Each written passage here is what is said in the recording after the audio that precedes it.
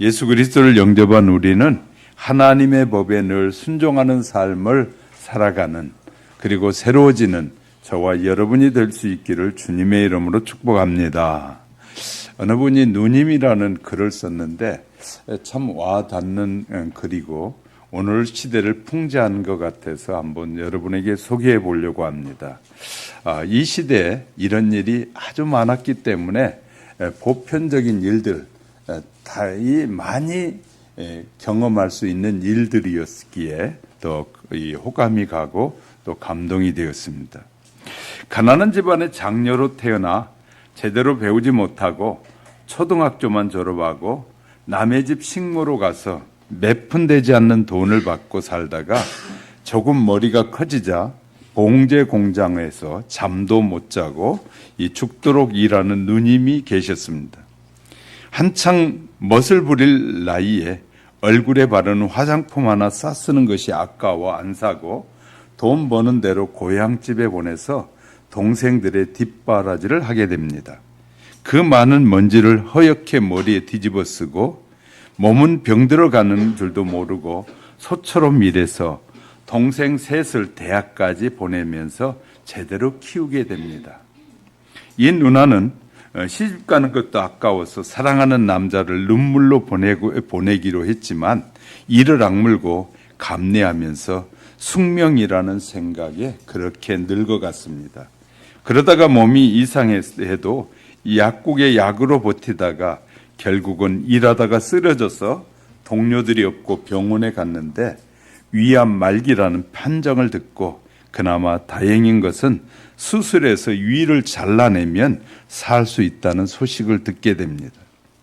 누나는 미국에 사는 큰 동생에게 전화했습니다. 동생아, 내가 수술해야 하는데 3천만 원 정도 든단다. 그랬더니 동생이 골프 치다가 하는 말이, 누나, 내가 3만 불이 어디 있어? 누나는 알았다고 미안하다고 하면서 힘없이 전화를 끊게 됩니다. 그리고 이제 둘째 동생에게 전화를 하는데 그 동생은 변호사인데, 동생아, 수술해야 되는데 돈이 없네. 어떡하나? 둘째가 말하길, 누나, 요즘 수입이 없어서 많이 힘드네 하고 전화를 끊어버렸습니다. 누나는 막내에게 전화해서 사정 얘기를 하자 막일하며 힘겹게 사는 동생이 부인과 함께 단숨에 뛰어왔습니다. 누나, 내 집 보증금 빼왔으니 이걸로 수술합시다. 누나는 막내 사정을 뻔히 알고 있기에 그냥 두 부부를 부둥켜 안고 울기만 했습니다. 수술하기 전날 밤 보호자 침대에서 잠든 올케를 바라보던 누나는 조심스럽게 옷을 갈아입습니다. 그리고 안개 속으로 걸어 나갔습니다. 횡단보도에 서 있던 누나는 자동차 불빛 속으로 뛰어들었습니다. 그렇게 누나는 한많은 이승의 삶을 마감하게 됩니다. 꿈속에서 조용히 미소 지으며 어깨를 토닥이는 누나의 손길이 느껴져 놀라 깨어보니 누나의 자리는 비어 있음을 알게 됩니다. 그리고 빈 침대 위에 놓인 편지를 보게 됩니다. 몇 줄의 글이 눈에 들어오는데, 막내야, 올케야, 고맙다. 죽어서도 너희들을 지켜주마. 내가 그나마 죽기 전에 보험을 들어놓아서 이거라도 줄 수 있어서 참 다행이구나. 참으로 기구한 운명이죠. 누나가 죽자 장례식에도 참석하지 않았던 두 동생은 누나의 사망보험금이 상당하다는 걸 알고 막내를 협박하기 시작합니다. 우리와 똑같이 나누지 않으면 가만히 있지 않겠다. 법적인 것을 다 동원해서라도 뺏어가겠다. 두 형수와 함께 욕을 하며 막내 부부를 위협하며 가합니다. 결국 법정으로 나갔습니다. 막내는 그냥 줘버릴까 생각하였으나 누나의 핏값을 두 형으로부터 지키고 싶었던 막내는 결국 소송을 시작합니다. 그 소식을 들은 친구가 변론을 맡아주기로 합니다. 몇 개월의 소송 끝에 판결을 받는데 판사는 떨리는 목소리로 판결문을 읽어 내려갑니다. 그리고 누나의 핸드폰에 저장된 문자를 읽어주자 두 동생은 두말 없이 법정을 떠나가 버리게 됩니다. 삶이 그렇군요. 친구의 우정도 마찬가지로 공궁에 처해 도움이 필요할 때는 그 사람의 본심이 드러난다라고 말합니다. 좋을 때 잘하는 것은 짐승도 잘한다는 거예요. 자신에게 조금만 손해가 간다 싶으면 외면해 버리는 것이 인심입니다. 이렇게 불쌍한 삶을 마감한 그 누님은 성자와 같은 삶을 살다가 그렇게 죽어갑니다. 살아있을 때 효를 다하고 의를 다하고 애를 다하고 정성을 다하고 어려울 때 성심으로 대하는 참된 우정과 사랑을 베풀고 나눌 수 있는 그런 사람다운 사람이 필요한 시대가 아닌가라고 생각합니다. 60년, 70년대 산업을 이끌었던 우리의 누님들, 형님들, 그리고 이 썩어 문드러져 가면서 밑거름이 되어주셨던 부모 세대들의 노고를 가볍게 여기거나 잊어서는 절대 안 된다는 이유이기도 합니다. 오늘 극도로 개인주의와 이기주의로 살아가는 현대인들의 삶의 모습을 돌아볼 때 참으로 눈물겨운 이야기가 아닐 수 없습니다. 왜냐하면 은혜를 잊어버린 사람들이 얼마나 많은지 모릅니다. 대한민국은 종의 나라였습니다. 우리가 대한민국은 속국이었어요. 일본이란 속국이 됐었고 우리 스스로가 아니라 미국에 의해서 이 미국이 전쟁에 승리해서 우리는 남에 의해서 우리의 손도 아니고 다른 사람의 손에 의해서 이 자유를 만끽하는 나라가 됐습니다.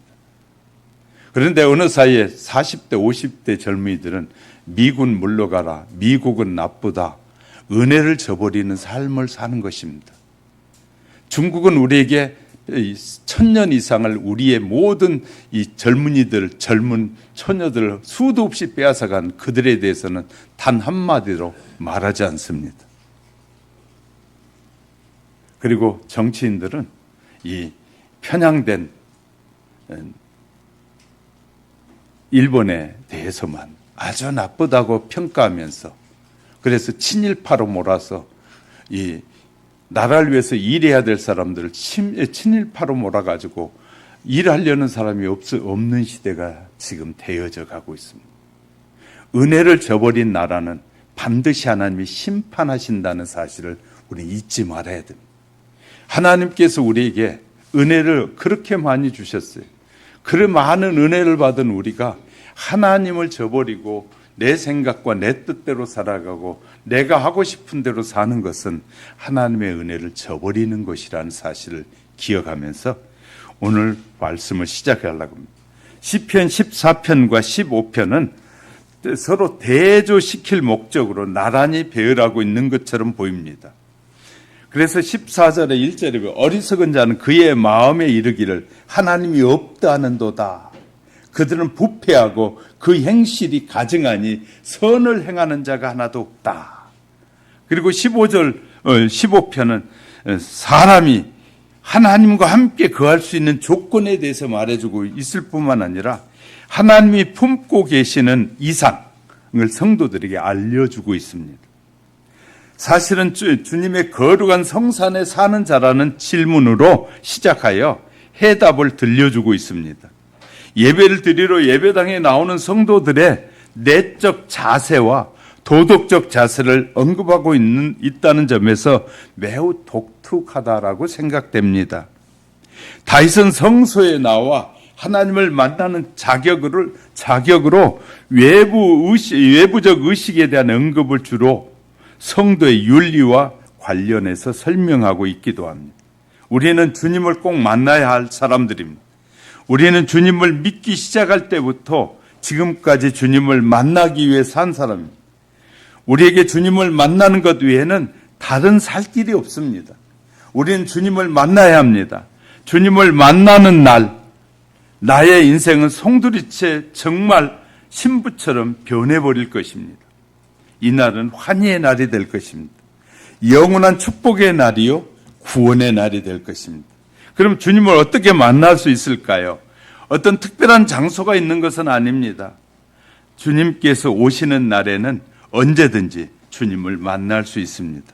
산이나 들이나 집 안에서나 길거리에서나 일터에서도 재림하시는 주님은 모든 사람이 볼 수 있게 오실 것입니다. 그러나 기왕이면 아주 특별한 장소에서 만나면 더 좋겠습니다. 하나님께서 계시는 주의 장막, 곧 주의 성산에서 주님을 만나면 훨씬 더 좋을 것 같습니다. 왜냐하면 성전은 세상과 구별된 장소이기 때문입니다.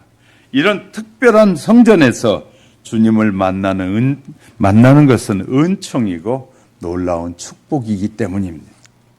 우리가 간절히 원하는 것은 우리의 몸과 마음을 성결하게 준비하고 주님을 만날 수 있는 모든 조건을 갖추고 특별한 장소인 주의 장막과 성산에서 주님을 만나고 싶은 소망이 간절해지기를 원합니다.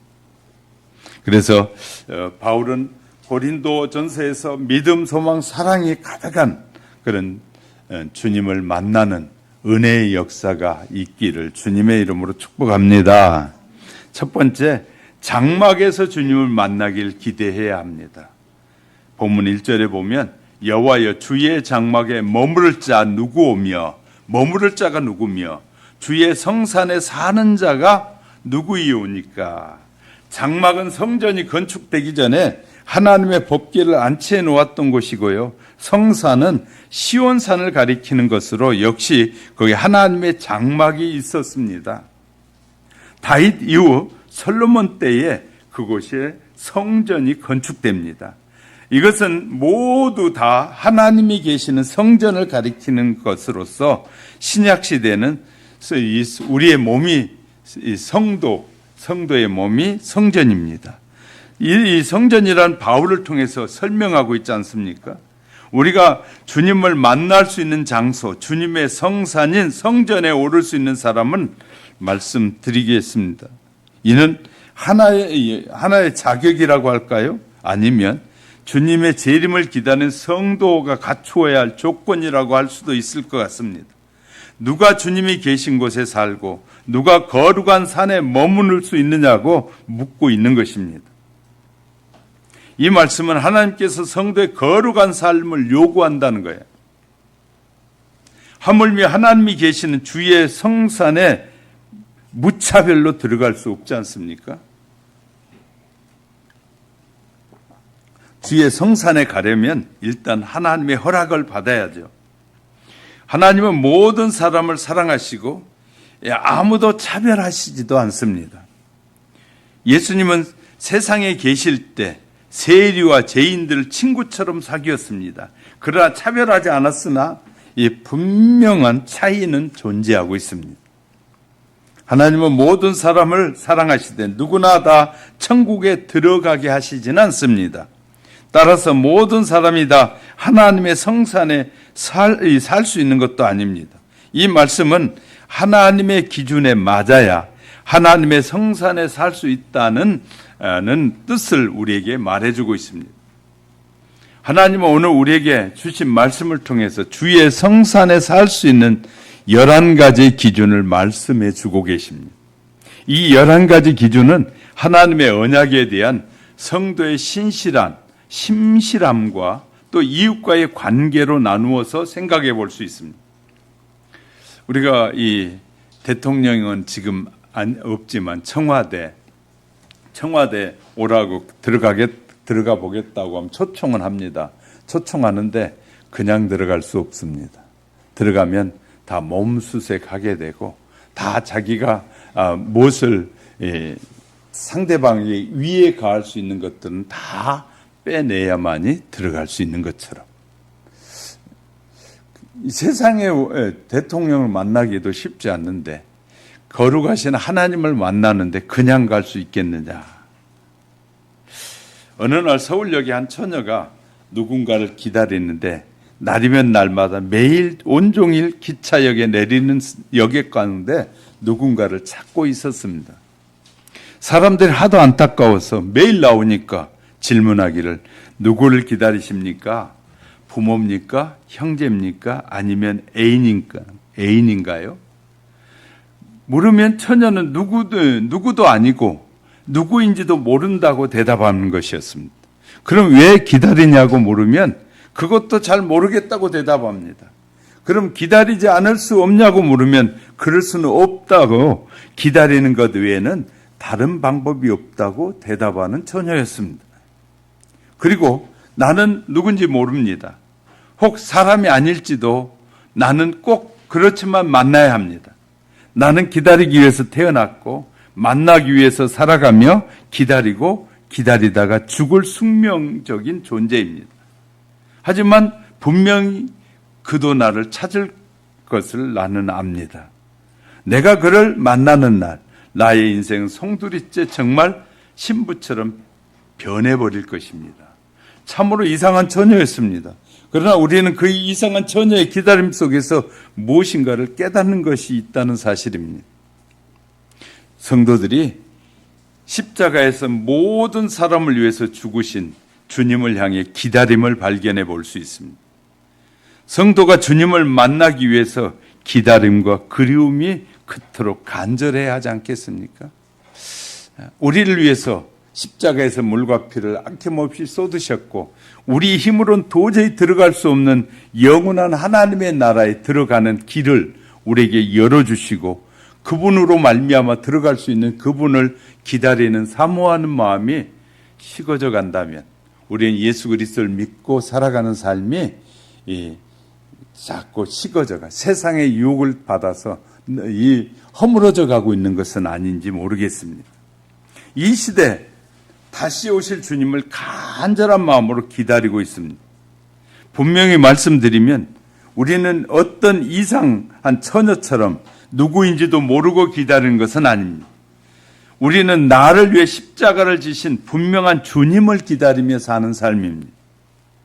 우리는 재림하시겠다고 약속하신 주님을 사모하는 마음으로 기다리는 성도들. 여러분 얼마나 주님이 빨리 오기를 기다리고 계십니까? 어떤 분들은 그런 말을 하더라고요. 우리가 이렇게 살기 좋은 세상에 어떻게 빨리 죽냐고. 그런데 주님이 우리를 위해서 예비해 놓은 세상은 우리가 보는 세상보다 차원이 다른 세상을 준비해 놓고 계신다고 말씀하시잖아요. 그런데 우리는 우리의 수준이 얕은 사람은 세상에 보는 것에 그것 때문에 오래 살고 싶어하는 목적이 뭐냐면 세상에 그 보고 싶어서는. 그러나 우리의 저와 여러분의 소망은 주님을 만나기 위한 소망이 더 간절해야 돼. 그리고 그 주님은 우리가 보는 세계 이것보다 더 우리가 상상할 수 없는 세계를 준비해 놓고 계시는 하나님이 계신데 우리는 무엇에다 우리의 마음을 두고 있는지 잘 살펴봐야 됩니다. 정말 예배 드리러 올 때 어떤 자세로 예배 드리러 와야 하는지. 저는 매주 가장 여기 설교할 때 입은 옷은 잘 안 입고 나갑니다. 왜냐하면 설교할 때만 입으려고.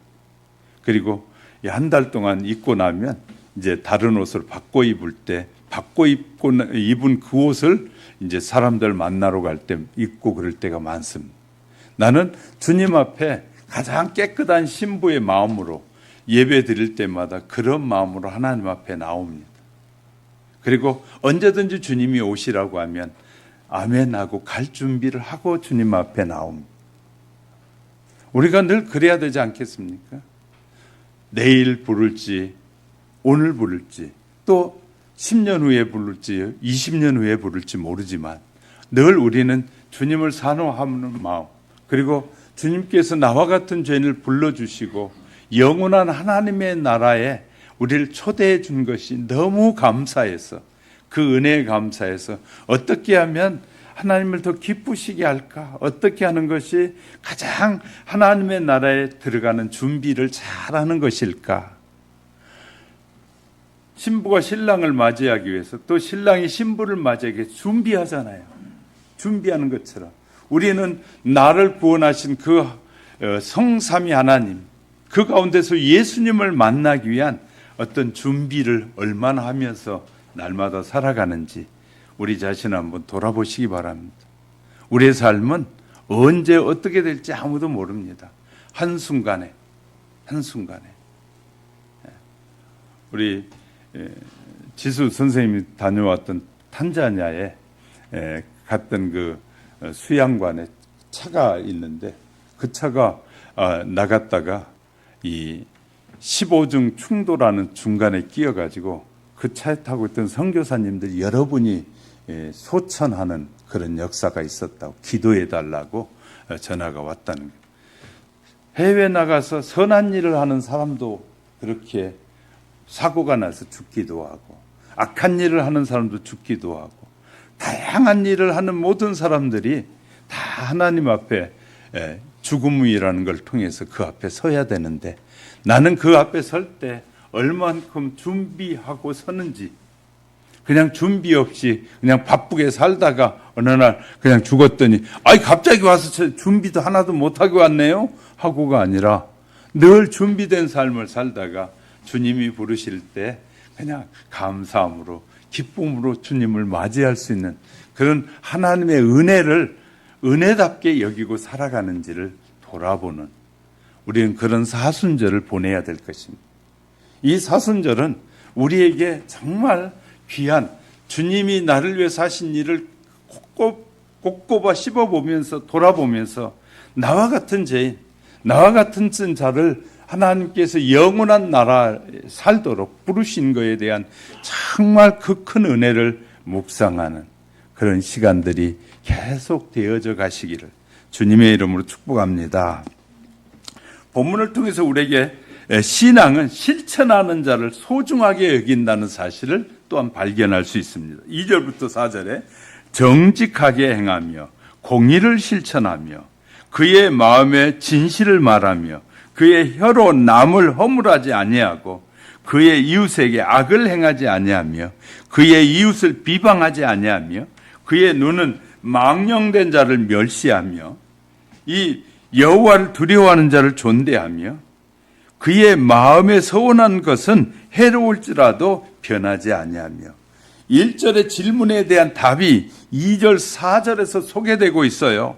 1절에서 누가 주의 장막에 주의 성산에 거할 수 있느냐? 바로 이런 자들이 주의 성산에 거하고 주의 전에 거할 수 있음을 우리에게 설명해 주고 있는 것입니다. 특별히 이 하나님과 특별한 영적 관계를 맺으라는 것이거든요. 하나님과 관계가 첫째여야 한다고 다윗은 분명하게 선언하고 있습니다. 오늘날 이 시대 선과 악의 기준이 모호해져 가고 있습니다. 선을 선이라고 하지 않고 악을 악이라고 말하지 않습니다. 잘못하고 있는데도 잘못했다고 지적을 못합니다. 옳은 것은 선이라고 하지 않고 나쁜 것을 악이라고 하지 않습니다. 못된 짓 악한 일인데도 그걸 악하다고 말을 못합니다. 그래서 세상은 온통 악으로 넘쳐나고 사기꾼들과 이 가득한 세상이 되고 말았어요. 옛날에 어른들이 말 한마디 하면 그래도 젊은 사람이 들었는데 요새는 말 한마디 하면 뺨 맞고 두들겨 맞으니까 이제 말도 못하는 시대가 돼버렸습니다. 지금 우리 사회, 우리가 살아가는 이 세상은 공정한 사회가 아닙니다. 위아래가 없고 어른도 없고 아이도 없고 힘 있는 놈이 어른인 시대가 돼가고 있지 않습니까?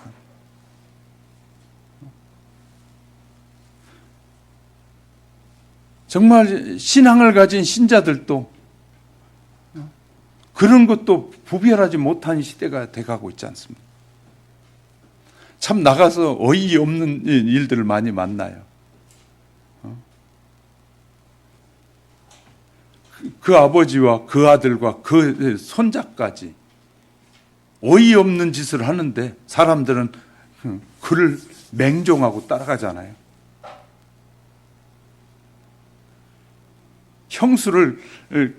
형을 고소하고 형수를 욕하고 참 입에 담을 수 없는 욕을 하는 사람도 괜찮다는 거예요. 이런 사회가 무슨 정직한 사회고 바른 사회겠습니까? 그리스도인들도 구분을 못해. 그렇게 되면 질서가 무너지고 세상이 잘못된다는 사실을 나만 편하면 되고 나에게 도움만 되면 된다고, 내가 유익만 얻으면, 저 사람에게서 유익만 얻을 수 있다면 뭐 사회가 무너지든지 개판되든지 생각 없이 사는 그런 사람들이 많아지는 거예요. 사회가 무너지는 것은 그 사회가 다시 남에게 압박받는 존재가 되고 남의 슬하에 들어가는 존재가 되는 건데, 종이 되는 존재가 되는 것인데 구별이 안 되는 거예요. 죄를 짓는 사람들이 국회에서 다른 사람에게 죄인이라고 말하도록 그냥 만들어가는 시대예요. 자기는 술 먹고 별짓을 다 해도 그것은 괜찮다고 사회가 다 용납해주는 사회가 돼가고 있는 거예요. 그런데 그 속에 우리가 끼면 안 되잖아요. 뭐가 악이고 뭐가 선인지. 선은 하나님이 우리에게 가르쳐주는 것이 선이에요. 하나님의 말씀에서 벗어나는 게 악이라고 성경은 가르쳐요. 그런데 선한 것이 무엇인지를 우리가 구별하지 못한다면 이 사회가 어떻게 되겠느냐고. 하나님은 우리에게 이렇게 말씀하셔요. 너희가 주님이 재림하실 때까지 이 모든 세계를 잘 관리하면서 수많은 사람에게 하나님이 원하신 선이 무엇인지를 전하며 살라고 말하는데, 우리가 선이 뭔지도 구분하지 못하면 심각한 거거든요. 하나님이 우리에게 가르쳐준 그 뜻이 선한 일이에요. 이 선한 것이 없어지고 나면 사회는 누구나 힘만 있으면 되는 시대로 바뀌게 되는 거예요. 심각한 거예요. 그러므로 우리가 공정한 사회가 아니에요. 우리 한번 공정한 사회인지 아닌지 보실래요?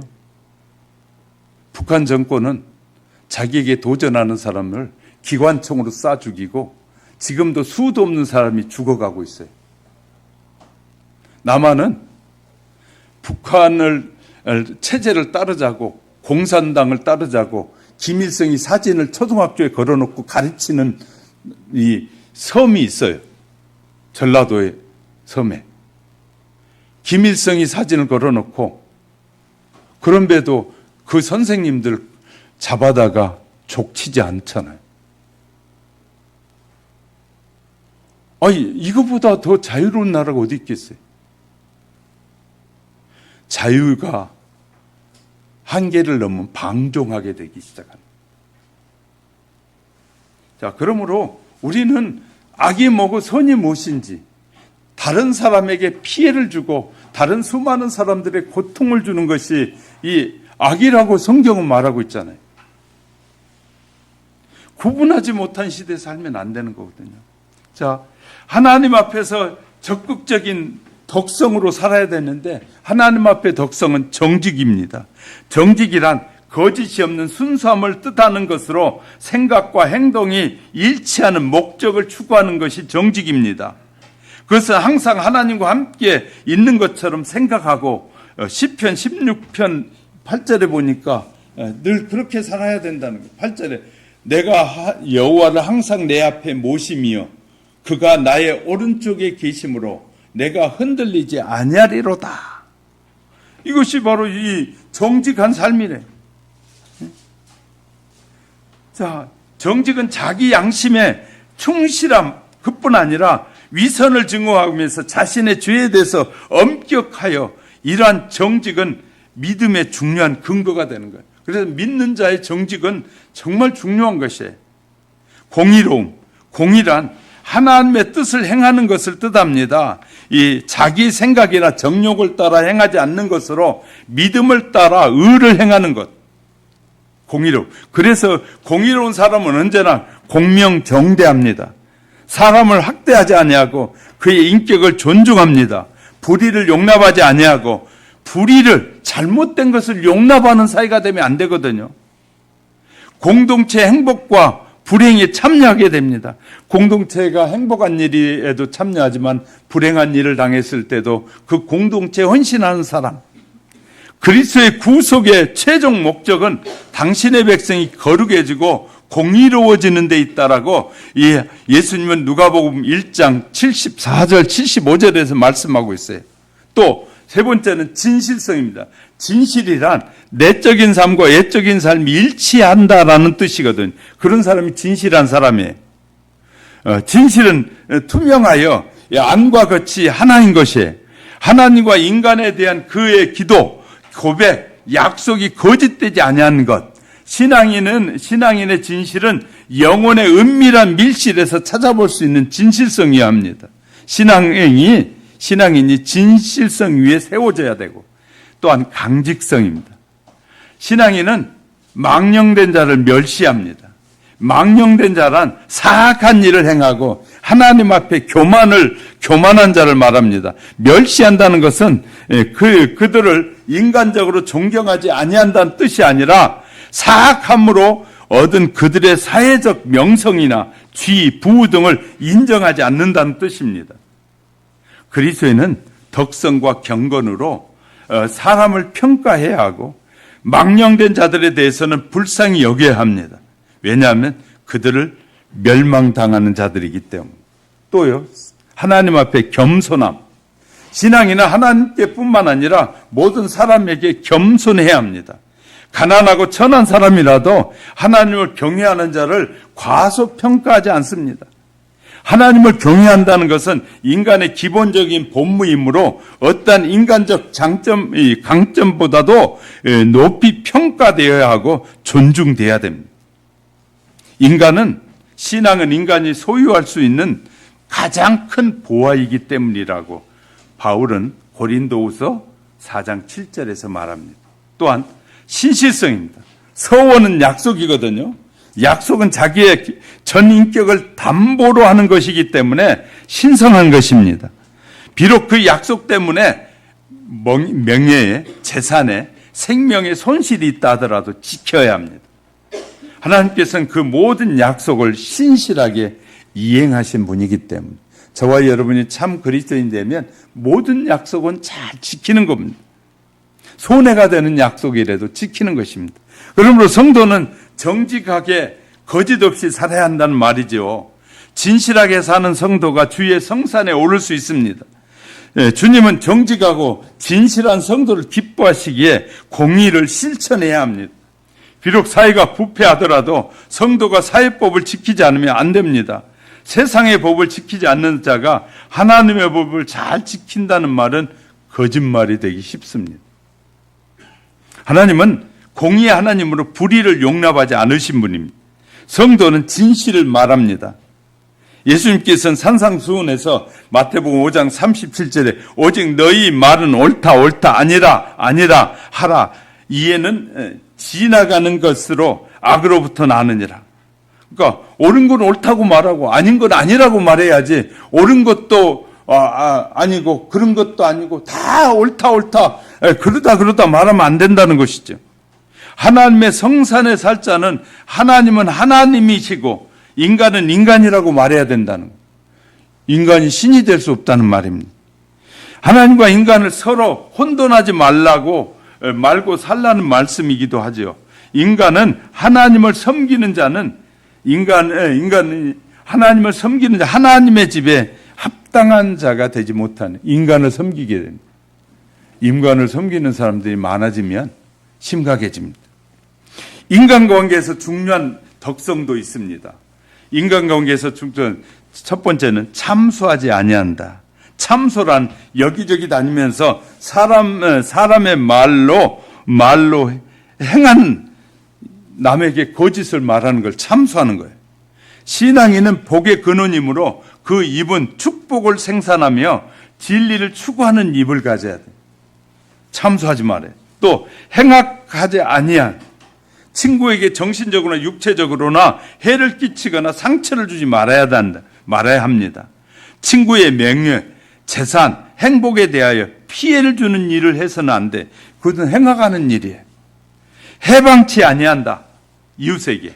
해방이라는 말은 비방, 중상, 험담, 모략 등의 뜻인데 그리스도인은 나와 아무런 관계를 맺지 않는 사람이라도 이웃에게 그런 말을 하면 안 된다는 거예요.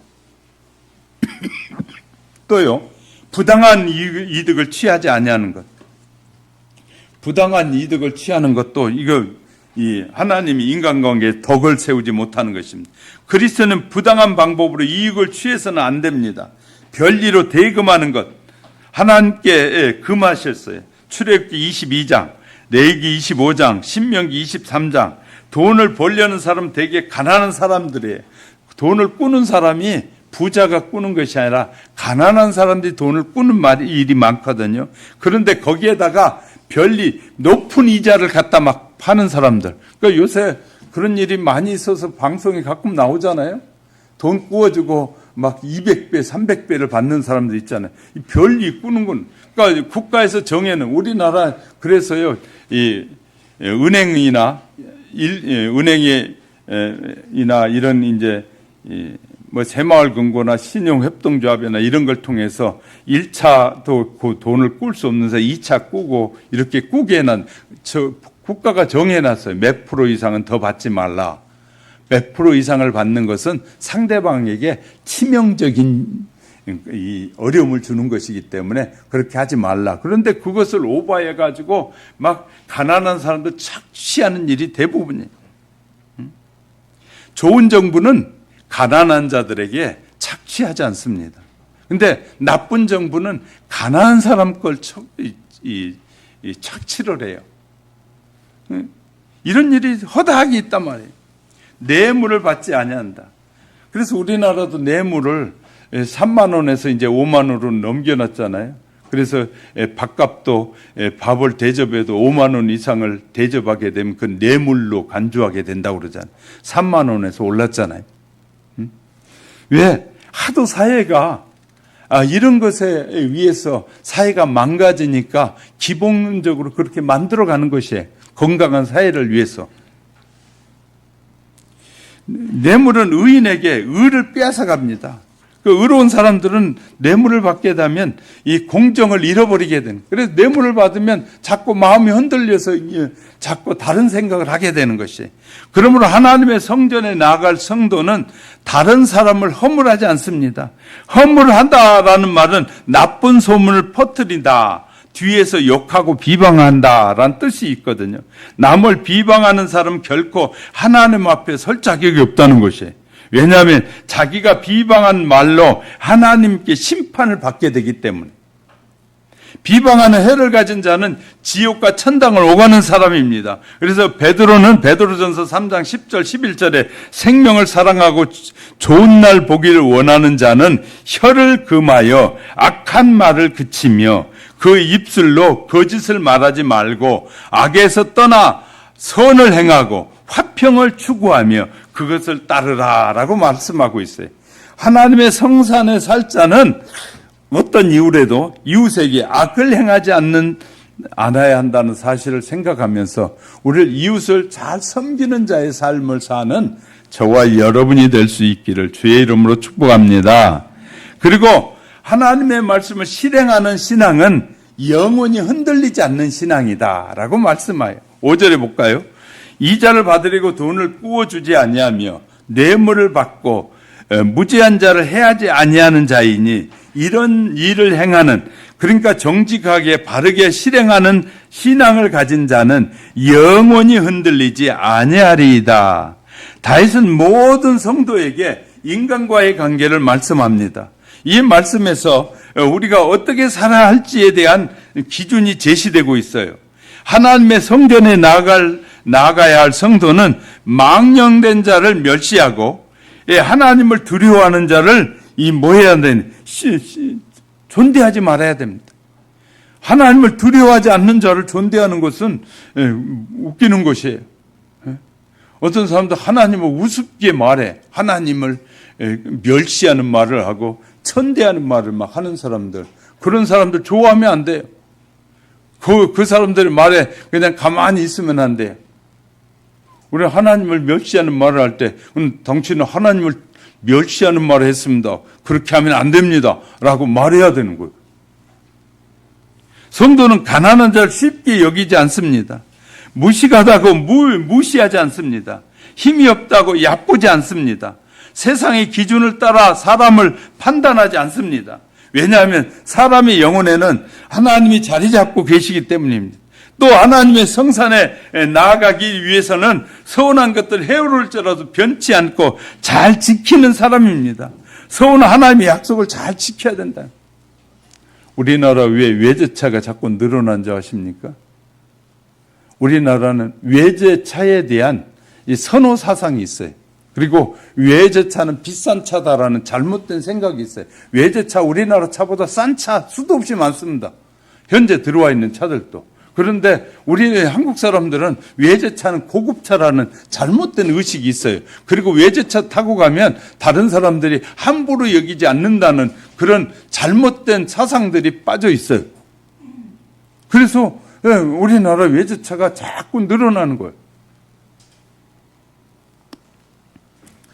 어느 목사님과 장로님이 등산을 하게 됐답니다. 재미난 얘기를 썼더라고요. 그래서 등산을 하고 막 이 높은 산에 올라가서 등산을 이렇게 하고 내려오는데 구름이 몰려오더니 갑자기 막 천둥 번개가 치기 시작했어요. 그러면서 비가 오다가 그치면서 막 천둥 번개가 치니까 천둥 소리와 벼락이 쾅쾅쾅 치니까 장로님이 갑자기 바위에 딱 붙으면서 하는 말이 덜덜덜 떨면서 장로님이 떨면서 그 자리에서 서원 기도를 하기를, 오 하나님, 나를 무사히 집에 돌아가게 하시면 건축원금 1억을 드리겠습니다. 그러는 순간에 옆에 있던 목사님이 무릎을 꿇고 기도합니다. 오 하나님 감사합니다. 벼락을 한 번만 더 때려 주옵소서. 아니 2번, 3번 더 쳐주십시오. 그 장로님이 하나님에게 서약한 약속을 지켰는지 안 지켰는지 잘 모르겠어요. 그런데 그렇게 기도했다는 거예요. 그러니까 목사님도 재치가 있는 것 같아요. 그죠? 2번, 3번 치면 3억, 4억씩 할지 모르잖아요. 좀 웃어보라고 하는데 좀 웃지도 않고 그러니까 제가 앞으로 이런 거 뺄게요. 자, 하나님의 성산에 살기를 소원하는 성도들은 자신의 입술이 보증수표해야 된다는 거예요. 이런 사실을 기억합시다. 늘 자신을 돌보고 필요한 말을 잘하는 저와 여러분이 대한 꼭 해야 될 말을 하고 하지 말아야 될 말을 하지 않아야 된다는 거예요. 우리는 주일마다 주님을 사모하는 마음으로 성전에 나옵니다. 주님께서 재림하실 때 장소를 가리지 않고 오십니다. 그러기에 우리는 작은 소망, 주의 성산에 머물고 있을 때 주님이 오시면 얼마나 좋겠습니까? 지금 이 시간에 예배 드릴 때 주님이 오시면 얼마나 좋겠냐고 말해요. 우리가 성전에 예배할 때 오시면 좋겠는데 이것이 우리의 욕심일까요? 아무래도 좋습니다. 여러분 어떻습니까? 여러분이 세상의 친구들과 어울려 술을 마시고 있을 때 주님이 오신다고 생각해 봐요. 여러분 하나님이 보시기에 부끄러운 죄를 짓고 있을 때 주님이 오시기를 바라지 않겠죠? 그러지 않겠어요? 우린 주님의 성산에 하나님의 성전에서 기도하거나 찬양할 때 주님이 오시면 얼마나 좋을까요? 그렇다면 우리는 이유 없이 주의 성산에 오를 자격을 갖추게 되는 것입니다. 그래야 떳떳하게 다시 오신 주님을 만날 수 있지 않겠습니까? 성결한 삶으로 주님의 성산에서 다시 오실 주님을 만날 수 있게 될 것입니다. 그러므로 저와 여러분에게 주님은 선결한 삶을 하나님은 살기를 원하신다는 거예요. 하나님의 자녀답게 살기를 원하신다. 그리고 하나님의 자녀는 지혜로워야 된다는 거예요. 왜냐하면 세상의 수많은 세상의 사람들은 하나님의 자녀를 무너뜨리려고 하기 때문에 세상에 이 믿음이 있던 사람도 이 여의도에 나가면 변질되더라고요. 그래가지고 하나님을 기쁘시게 하지 않고 딴소리를 자꾸 하는 사람들이 있어요. 이거 유혹을 받은 것이거든요. 우리 전직 대통령 중에 장로가 있었잖아요. 그 장로는 기독교를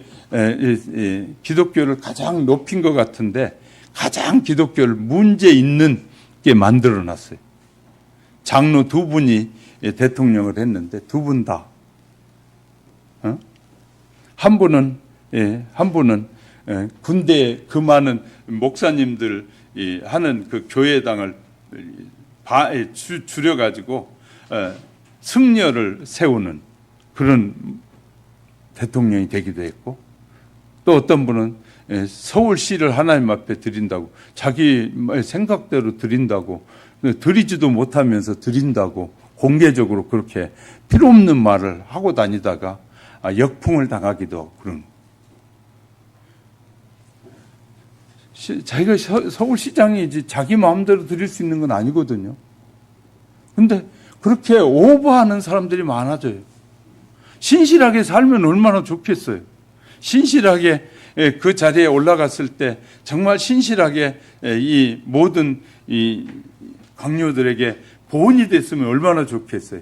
보온이 되지 못한 삶을 사는 거예요. 그러니까 자꾸 세상 살로부터 멸시를 받게 되는 거예요. 그곳에 갔을 때 정말 신실한 삶을 살았더라면 얼마나 좋을까. 우리나라 초대 이 법무장관이 김병로 씨라는 거 아시죠? 김병로가 우리나라의 초대 법무부 장관이었어요. 그 당시에 지방 법원장들이 하도 법원이 추우니까 이 1월 초에 대법원장에게 가가지고 지금 이 법원장들이 사무실이 너무 추우니까 이 기름값 좀 더 많이 주라고 다 찾아갔어요. 그래가지고 각 법원장들이 함께 모여가지고 찾아갔더니 대법원장실에 딱 가니까 두루마기를 입고 세상에 그 추운 겨울에 난로를 피우지 않고 업무를 하더라는 거예요. 두루마리를 입고. 그랬더니 그 김병로 이 대법원장이 장로였거든요. 그분이 지방에서 온 법원장들에게 어떻게 오셨습니까? 뭐 때문에 무슨 일이 있습니까? 그러더래. 그러니까 그것을 눈치챈 지방에서 온 법원장들이 아닙니다. 새해가 돼서 인사 왔습니다. 그랬다는 거예요. 왜냐하면 세상에 자기들이 추워서 난로값 좀 기름값 좀 더 대주세요 하고 가봤더니 대법원장은 두루마기를 입고 이 세상에 난로도 피지 않고 그곳에서 업무를 보는 그분 앞에 기름값 달라고 할 수가 없었다는 거예요. 그렇게 신실한 사람들이 많았거든요. 그런데 너무나 많이 변해요. 저희 서재 겨울 내내 20도 이상 넘어가지 않습니다. 저 혼자 있을 때는요, 그냥 이 난로 피워놓고, 여기 지금 교회당은 24도씩 올려도 제가 혼자 있을 때는 20도 이상 올라가질 않습니다. 15도에서 17도 정도에 저도 앉아서 나만 춥지 않으면 그냥 따뜻한 옷 입고 춥지 않으면 이렇게 견뎌보려고 하는 거예요. 우리가 한 사람 한 사람이 우리가 스스로 본을 보이지 않으면, 모든 삶에 있어 본을 보이지 않으면 하나님의 사람다운 삶을 잃어버리게 되는 것이에요. 하나님은 우리에게 분명하게 말씀하셔요. 왜냐하면 이 주의 장막에 머무를 자 누구이며 주의 성산에 사는 자 누구이냐. 이런 자는 세상에서도 하나님이 말씀에 순종하는 삶을 사는 자다 그 말이에요. 이해가 되셨습니까? 그러니까 정말 하나님의 나라에 들어갈 자는 세상에서도 하나님의 자녀답게 하나님의 말씀을 품고 그 말씀대로 살고 성령이 인도함을 되면 그 아낌없이 하나님 앞에 드리며 산단 말이에요.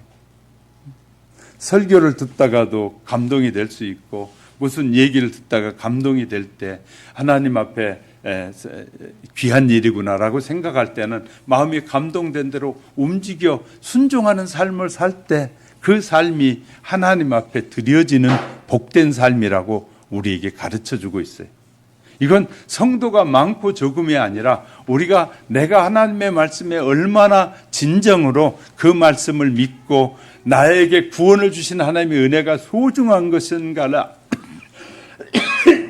알아서 그의 뜻에 적응하고 그의 뜻에 맞는 삶을 살려고 애쓰고 최선을 다하면서 기도하고 찾고 두들기고 지혜를 찾으면서 사느냐에 따라서 달라짐을 우리에게 말씀해 줍니다. 우리 사랑하는 우리 하영교회 성도 여러분, 저도 가능하면 본을 보이려고 애를 쓸 테니까 우리 모두 정말 하나님의 말씀 앞에 늘 순종하고 무엇이든지 말씀하옵소서 내가 그 말씀에 순종하기 원합니다 라는 마음으로 최선을 다하는 그런 사람을 맞이하는 거에 흔들리지 않는다는, 흔들리지 않는. 좀 바람이 불어도 정치적인 문제가 있어도 사회적인 문제가 와도 또 우리 개인적인 아픔이 오고 시련이 와도 뭐 한다고요? 흔들리지 않는다. 할렐루야. 흔들리지 않는 그런 믿음의 신앙으로 늘 승리하는 삶을 살아가시기를 주님의 이름으로 축복합니다.